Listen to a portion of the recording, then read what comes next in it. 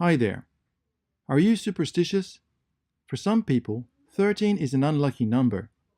But don't worry, for us in this textbook, 13 is very lucky because we are talking about talking. More specifically, we are talking about how to get your students talking. We are talking about talking, so there's plenty to talk about. So no more idle chit-chat, let's begin. In this chapter, I hope you'll get a few hints on how to get your students interacting more. This is important, of course, because we want our students communicating and interacting in class. Also, we will have a good discussion about group work, a topic that gets many teachers fired up from time to time. We have 4 big main topics to cover today. There is no way we'll be finished in 10 minutes. Of course, we will have 3 discussion topics thrown in there as well. Again, I'd like you to be fully prepared for these. Have your own opinion ready, but also think about what others might say so you can contribute more. And here is our first discussion topic. We often hear that people will use different strategies for communication and interaction depending on whether they are using their L1, first language, right? Or whether they are using their L2, second language. How about you? How do your communication strategies change when using your L1 and L2? Chapter 13 starts by looking at how interaction works in the classroom. It is very important, of course, and even made an appearance in the 8 major principles for teaching back in Chapter 4. We see on page 259 that interaction can be defined as a collaborative exchange of thoughts, feelings, or ideas between 2 or more people. Teachers can help, or scaffold, as Lev Vygotsky called it, students to be more interactive. Some teachers want to control everything, but this doesn't allow students any freedom. On the other hand, if you just sit at your desk like a resource book, that isn't going to be very helpful either. The roles of dictator, manager, or facilitator, as we see explained on pages 260 and 261, will be more appropriate, because you are still providing students with direction, but aren't getting in their way at the same time. It's kind of like trying to find the happy place in the inverted U graph that Yerkes and Dodson talked about in their paper back in 1908. But it's tough to have an interactive class if the students don't join in the fun. To be described as interactive, we need them to take the initiative in interaction, look for information themselves, and be a little autonomous in their learning. Whether students are communicative or not might depend on their personality and willingness to take a couple of calculated risks in their speaking. Teachers need to give students opportunities to take control a bit and have students feel a sense of agency. There's that beautiful word agency again. There are 2 main ways we are going to talk about in this chapter: how to ask questions and how to use group work. First, let's have a look at questions. Or perhaps I should say, shall we have a look at questions? Our textbook suggests that there are 2 main types of questions: display questions and referential questions. Display questions are the ones asked by the teacher even though he or she already knows the answer. These can be effective when checking students' understanding of what is written in their books, or what they have heard.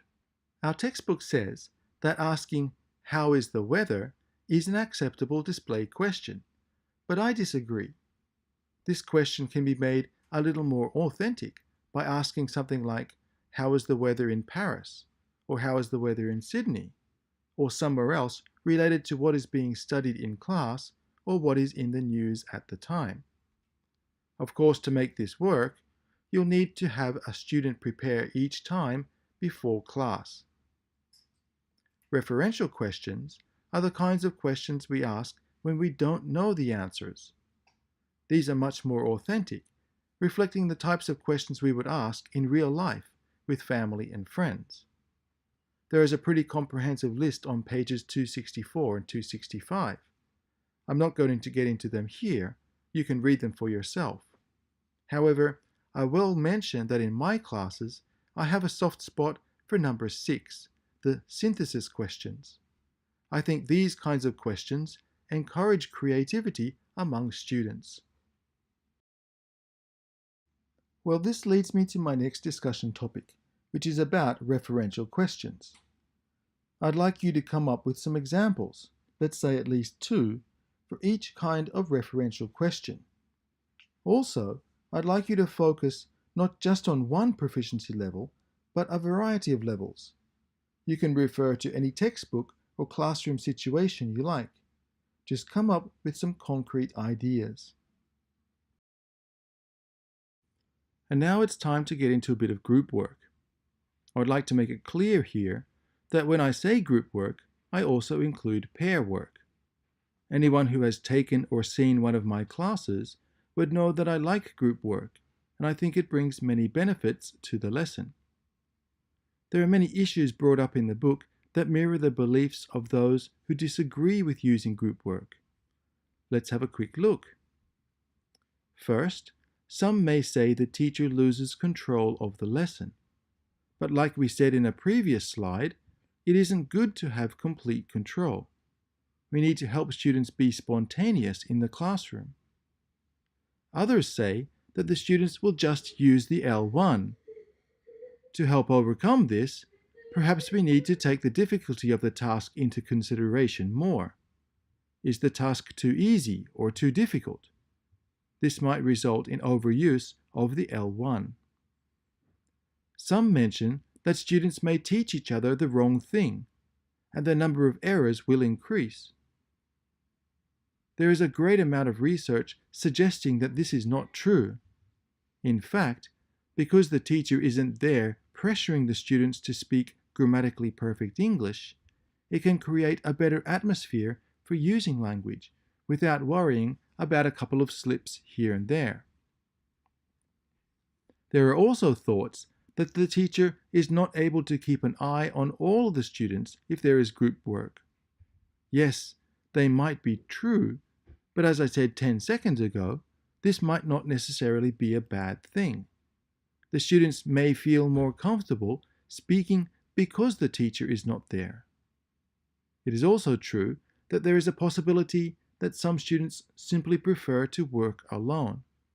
This is fine, but unlike most other academic subjects, English requires interaction. You can study math, science, and art alone, but in order to become fluent, shy students need to put that part of their personality to the side when learning language. And the final myth is about learning styles. Again, it is true that we all need to learn in different ways, so there may be problems from time to time. Teachers need to prepare and manage their classes with enough variety so that the learning styles of all students will be met. As I've said before, flexibility is one of the key points to being a really good teacher. So how can we implement group work into our classes? Well, there are plenty of ideas, as you can see on pages 276 to 281. I strongly suggest you take a good look at those. Of the 10 mentioned in the textbook, I think information gaps, number 7, are great tasks to use. You want to remember, though, that the tasks need to go beyond just practicing the target grammar point. Students need to be able to solve some problem as a result of the information they gain in the information gap exercise. We also need to be careful of issues such as how to introduce the group work task, making sure instructions are clear, confirming the kind of language and different phrases students can use in their group work tasks, and which students you are going to put in the same groups.